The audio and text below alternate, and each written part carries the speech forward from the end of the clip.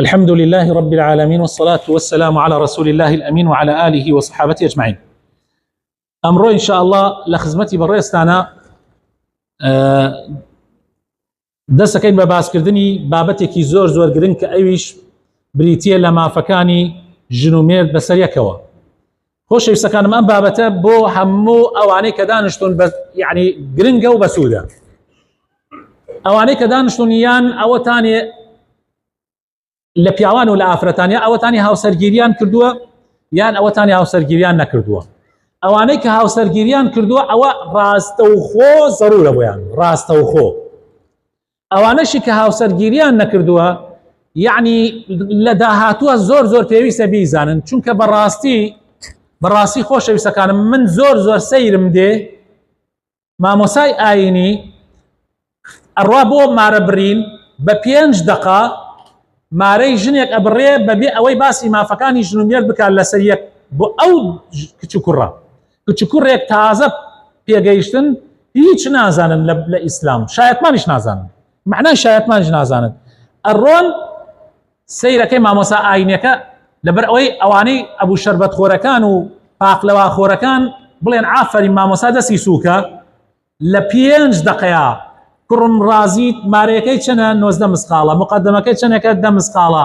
پێشایەتە فلان و فلان، باوکی کچەکە کامەیە ئەوەتانێ دەی کچەکەم بڵێ ڕازیم باوکم مارەم ببرێ لە کاکە فلان لەبەر بە مارەی مقدمە ئەوە مؤخرە ئەوە ئەوشەڵێ ڕازیم شایەتەکان ئێوە بیستان گوێتان لێ بۆڵێ گوێمان لێبوو دەی کاکە گیان ئەوە ئێسێمە مارە دەستخەنە ناو دەست یەکتری دەی کوڕم بێژە ئەوە من داوا ئەکەم مەسەن مامە حاجی فلانی کشتم لێ مارە بکەی ئەوشەڵ ئەوە منش ڕازی بووم دەی تەوا بڕۆ حافزان یاڵا شەکراوەکە بێنم با بڕۆین 50,000 بێن خەبی گیرفان لە سلێمانی تەبەن دڵایەکە سێنن. ئەمە گاڵتە نییە بەدین، ئەمە گاڵتەکردنە بەدین، خۆ حاکمی شەرەماکە لە مەحکەمە شەرەماکرێ ئیتر بۆچی مەلا ببن؟ خەڵک پێویستەکەی بە مەلا هەیە. مامۆسای ئاینی ئەبێت پێشە ئەو کوڕە ئەو کچە دانات نەسیحەتیان بکە، ئامۆژگاریان بکە، فێریان بکە. معقولە کوڕێک تەمەنی 22 ساڵە، معقولە کوڕێک تەمەنی 22 ساڵە هاتووە بۆ لای من 3 مانگە مارەی ژنی بڕیە ئێستا تەلاقی داوە سێ بەسێ؟ معقولە؟ 3 مانگە گواسێتی هەر 3 تەلاقەکەی ڕۆیشتووە، هەر 3 تەلاقەکە. معقولە؟ ئەمە دلیلی چییە؟ ئەڵێم کوڕم تەلاق یعنی چی؟ ئەڵێ وەڵا نازانم، بەس ئیسە تەلاقم خواردووە ئێژن وتیانە بڕۆ بلای مامۆسا تازە کچەکەت ژنەکەت نادەینەوە. ئەیوتم کوڕم ئەزانی یعنی تەلاق یعنی چی؟ وتی نەوەڵڵا. ئەزانی پیاو چەند تەلاقەیە؟ وتی وەڵڵا ئێژن 3 تەلاقەیە. ئەیوتم دوای ئەم 3 تەلاقە وتی ئێژن مەلا چاکێکات. وتم تەلاق کە کەوت بە حەیاتی چاک ناکرێت، تەلاق کە کەوت قەت چاک نابێتەوە.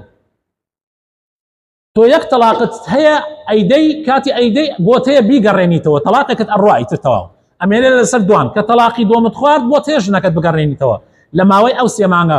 ئیتر ئەو تەلاقت شەخوات ئەویش ئەڕوا. ئەمجا تەلاقی سێم کە خواردت بۆت نییە بگەڕێنیتەوە ئەو ژنە تەواو، ئیتر ئەو ژنە ژنی تۆ نییە، خوام کردێ 300 مناڵت لێی بووە،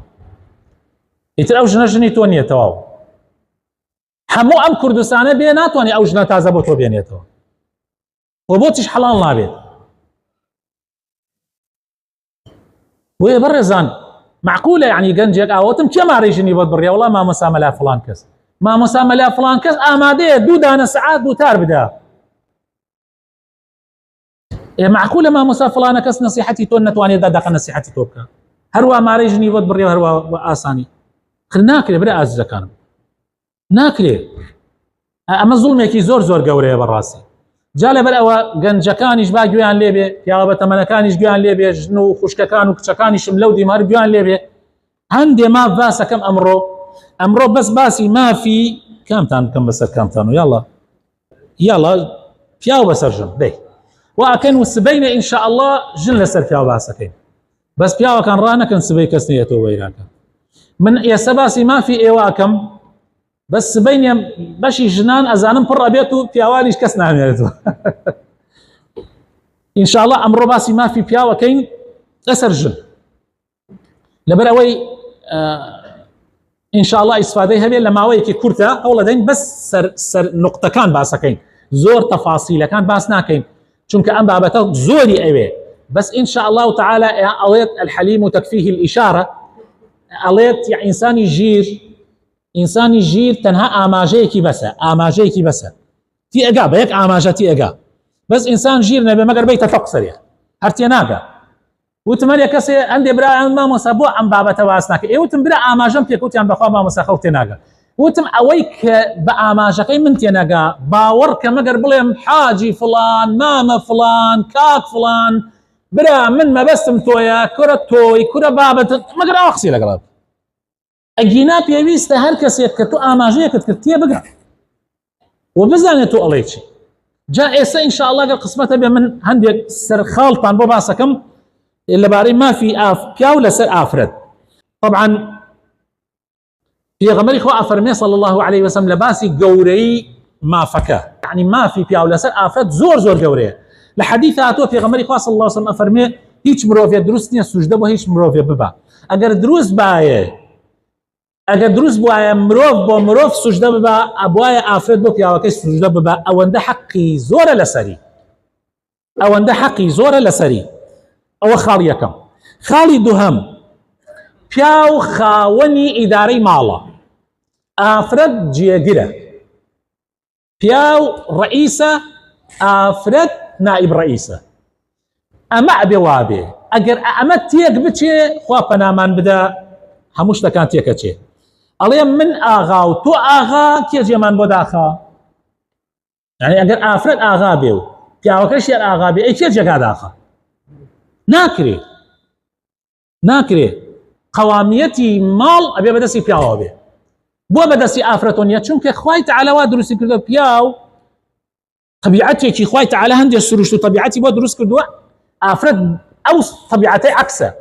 خوای تەعالی ئافرەتی پڕ لە سۆز دروست کردووە بۆ ئەوەی بتوانێت ڕیعایەتی ماڵ بکە ئیدارەی ماڵ بکە مناڵ بەخێو بکە ئەمانە بەڵام پیاو زبرێکی تایە سەبرێکی زۆرتری تایە خۆگریەکی زۆرتری تایە بۆی پیا بڕە بلۆک بارکە ئیش بکە لە کوورە ئیشکە ئاسنگەر بێت چی بێ حەماڵی بکە ئەمانە بکە ئەم ئیشە لەگەڵ ئیشە جیاوازە خوای تەعالی هەرێکێکی وا دروست کردووە ناکرێ ئافرەت بڕە ئیشی پیاو بکە و پیاویش بێ ئیشی ئافرەت کاکە من جار وایە خێزان نییە لە ماڵەوە مناڵەکە نازام چۆن کڕیکەمەوە ئەم مناڵە هەر حتا من نزیکەم مڵی ئەوا قژێنێ بەڵام دایکی تی هەر ئاوایەکی لێکە مناڵە کەپێتەوە ئەی باشە بۆ من عەقیژێنی بۆ ئەو کەپێتەوە ئەمە خوا وا دروستی کردو ئەمە خوای تەعالی ئەمەی دروست کردو ئەم طبیعەتە ئاواتانی بۆیە خوای تەعالی خۆی طبیعەتەکانی بە شێوەیەک ئەمە نەقص نییە بۆ ئافرەت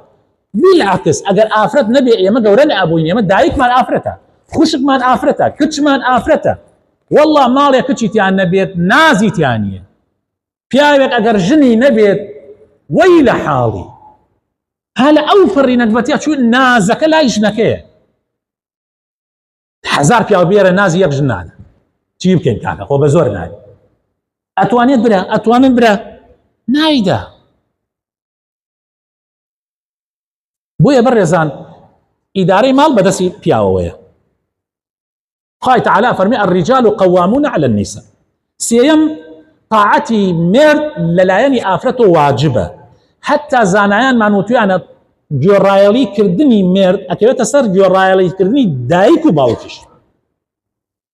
یعنی دایک و باوک ئەگەر شتێکیان وت مخالفەی ژنە مێردەکەی ئەبێ بە قسەی مێردەکەی کە بە قسەی دایک و باوکی نەکە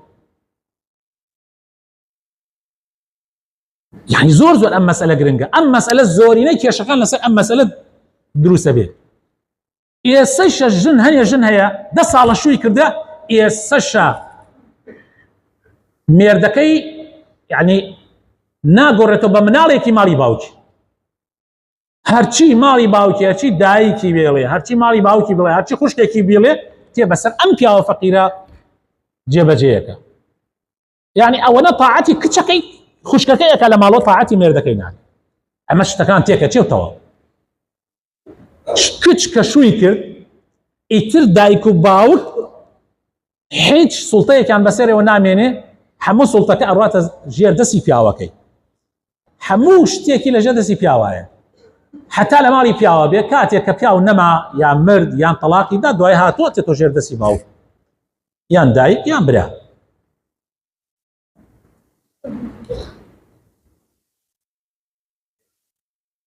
جێبەجێکردنی حەقی پیا و جێبەجێکردنی حەقی خوای پەروەردگارە. پێغەمبەری خوا صلی الله عليه وسلم ئەفەرمێ بەو زاتەی نەفسی منی بەدەسە ئەگەر ئافرەت حەقی مێردەکەی نەدا حەقی پەروەردگاری نەداوە، واللهی ئەگەر داوای لێ بکە بۆ سەر جێگا داوای لێ بکە ئەگەر لەسەر تەنور بێ خەریکی نانکردن بێ ئەبێ نانەکە بێڵێ بسووتێ بڕۆ بەلای بەدەمی پیاوەکەیەوە. دەسەیر ئەمە بکەن و سەیری ئافرەتانی خوا پەنامان بدە ئەم زەمانە بکەن. پیاوەی ئاڵێ وەڵڵی مامۆسا ژنەکەم هەر لەبەر ئەوەی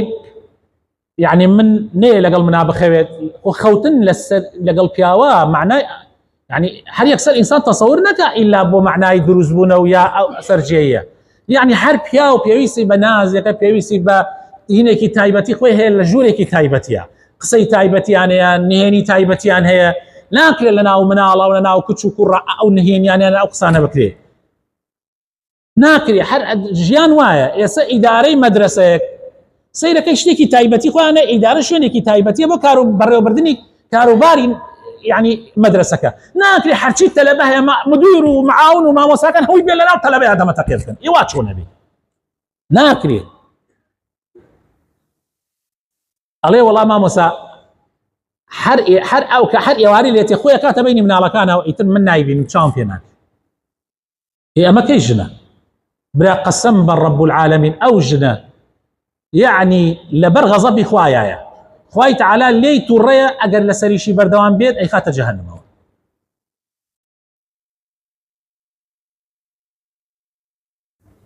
ئیتاعکردنی پیا و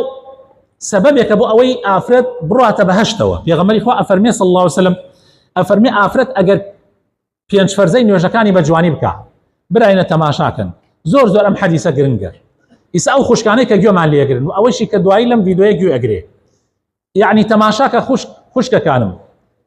پێغەمبەری خوا صلی الله عليه وسلم شتەکانی زۆر ئاسان کردو بۆ تۆ ڕاستی مەوزوعەکان بریتێ لەوەی تۆ پێنج فەرزەی نوێژەکەت بکە ئیتر زۆر خەریکی سونەتمەوە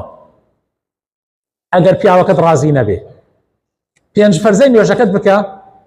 ڕۆژووی مانگی ڕەمەزان بگرە غەیری مانگی ڕەمەزان ڕۆژووی تر بە ئیزنی تا و نەبێ نابێ بگری. ئیتاعی مێردەکەت بکە و ناموسی خۆت بپارێزە شەرەفی خۆت بپارێزە. ئەم چوار شتە بکە پێغەمبەری خوا ئەفەرمێ صلی الله عليه وسلم ئافرەت ئەچێتە بەهەشتەوە تەواو لە هەر دەرگایەک و لە دەرگاکان گەرەکی تێچێتە باشتر. سێکن بەڕێزان زۆر ئاسانە یعنی پێنج فەرزەی نوێژەکان دەی ئافرەت هەیە براینە یعنی ئەو ڕۆژە بەڕێزێک ئەیوت وەڵای من گیرم کرێ بەزش نەکەمەوە ئەیوت من هیلاکم دێمەوە ئەمەوێت يعني زوو ئیسراحەت کەم يعني زۆر ماندوم ئەیوت ئەوە حتا بۆی بکرێ لەگەڵ مناڵەدا ئەنشێ و دەمە تەقێ و هەرا و سەیری ئەم موسەلسەلەکاکە و سەیری ئەو نازام چێکاکە ئەیوت حتا درەنگی هەر ئەڵێم ئافرەت درەنگە من خەوم تێ من ئەبێ بخەوم ئەیوت هەر گوێ ناداتە ئەمانە و ئەیوت دوای ئەوەش ئەوە تەواو بێت ئەڕوا دەستێنشێکا گرێت و شەو نوێژیەکە نە ڕکاتێ نە دوو نە سێ قورئانێ تێرێ دەسەکاتە قورئان بابا بە ڕۆژێکی دوور و درێژ تو نەتوانی قورئان بخوێنی بابا قسم بخوا ئەو قورئانە و ئەو نوێژانە دروست نییە مادام مێردەکەت ڕازی نیە غەیری پێنج فەرزەکە و غەیری مانگی ڕەمەزان غەیری ئەو ئەگەر مێردەکەت ڕازی نەبێ نابێ بیکەی. شەشەم پێویستە ئافرەت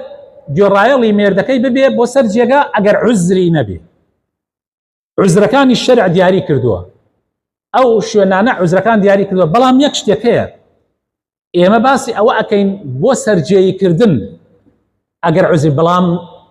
بێت بۆ ژوورەکە بێت ئەو کاتە پیا و گەرەکەتی بێت بخەوێت لەگەڵی یعنی بێتە سەر جێگا بخەوێت احتیاجاتی پیاوەکەی جێبەجێ بکە ئەمانە نایگری ئەمە ناگرێتەوە ئەنی ئەمە هیچ عوزرێکی نییە هیچ عوزرێک وین ئەمە ناکە مەگەر نەخۆش بێ مەگەر نەتوانێ ئەگینا پێویستە بێتە دەمی پیاوەکەیەوە کاروباری پیاوەکەی جێبەجێ بکە.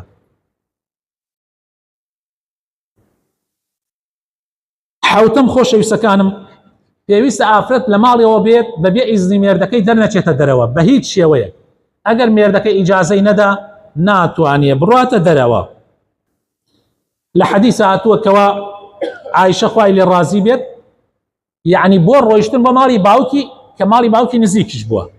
ئیجازەی لە پێغەمبەر وەرگرتو ئەو جا چووە. يعني ئەگەر ماڵ باوکت لە بەرامبەر بێ هەر لە بەرامبەر بێ ئەگەر پیاوەکە دوتی مەڕۆ بۆ ماڵیان نابێ بڕۆی بۆ ماڵیان، بەڵام ئەگەر پیاوەکە دوتی کەیفی خۆتە هەر پێویستەیەک بێ بڕۆ قەی ناتوانی بڕۆی. يعني بۆ ماڵی باوکتیش يعني ئەبێت بە ئیزنی مێردەکەت بێ، ئەگەر مێردەکەت ڕازی نەبێ نابێ بچی. هەشتم خۆشەویستەکانم سونەتەکان و نوێژە سونەتەکان و ڕۆژووی سونەت و ئەمانە بەبێ ئیزنی مێرد نابێ بکرێ. ئەوە حەقێکی پێغەمبەری خوا فەرمێ حەڵاڵ نییە بۆ ئافرەت ڕۆژوو بگرێت ڕۆژووی سونەت ئەگەر مێردەکەی لە ماڵا بێ ئیلا بە ئیزنی ئەو نەبێ. نۆیەم ئەبێت کاتێ پیاوەکەی لە ماڵ نییە ئەبێ پارێزگاری بکات لە ماڵی، یعنی ماڵ و سامانی بە تەفروتنا نەکە، تەفروتنای نەکە، ئیسرافی تیا نەکە، بە پێی پێویست لێی سەرف بکە، لەوەی زیاتر دەست بگرێتەوە کە مێردەکەی سەرفێ کرد. دووهەم ئەبێ مناڵەکانی بپارێزێ، سەرپەرشتیان بکات، چاوی لە مناڵەکانی بێ، نەیە لێ بفەوتێ، حەق و حقوقەکانیان جێبەجێ بکە. ئەبێت یەکەڵی کەسی غەریب نەبێت ئەگەر پیاوەکەی لە ماڵ نەبێ، بە تایبەت پیاو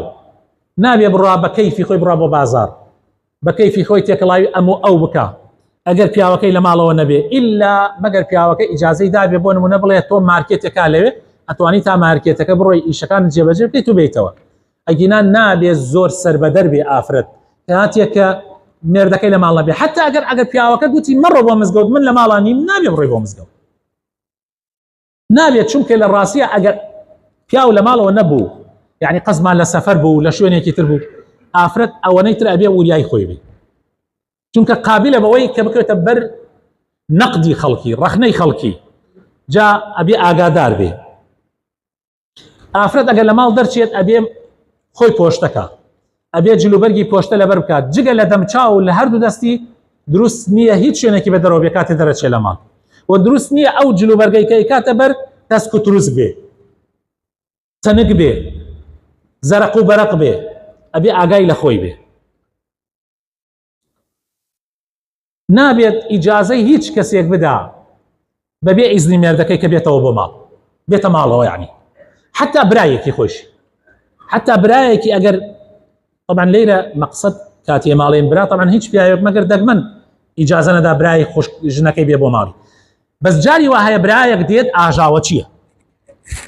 کە مێردەکە لە ماڵ نیە ئەو تێت لە ماڵ تێکەدا کوشتێک دێت چ ئاژاوە چییە؟ ئایا ئەوانە ئەگەر مێردوتی من ئەوانە قبول ناکەم بێتە ماڵەکەم، تۆ بۆت نییە ئیجازەی بدەیت، ئیجازەی نابێ بدەیت، ئەگەر ئیجازەی بدەی نەکبەتیە، لە ڕاستی ئەوە سەر پێچیکردنی پیاوە و زۆربەی مەشاکلیش لەو ڕێگایەوە دروست ئەبێ. ئەمانە هەندێک لەو حەق و مافانە بوون کە پێویست بوو ئافرەتان هەیان بێ بەرامبەر بە پیاوان. ئینشاء الله ئەگەر خوای تەعالی بمان تێلێ سبەینێ باسی ئەوە ئەکەین کە حەقی ئافرەت لەسەر پیاوەکەی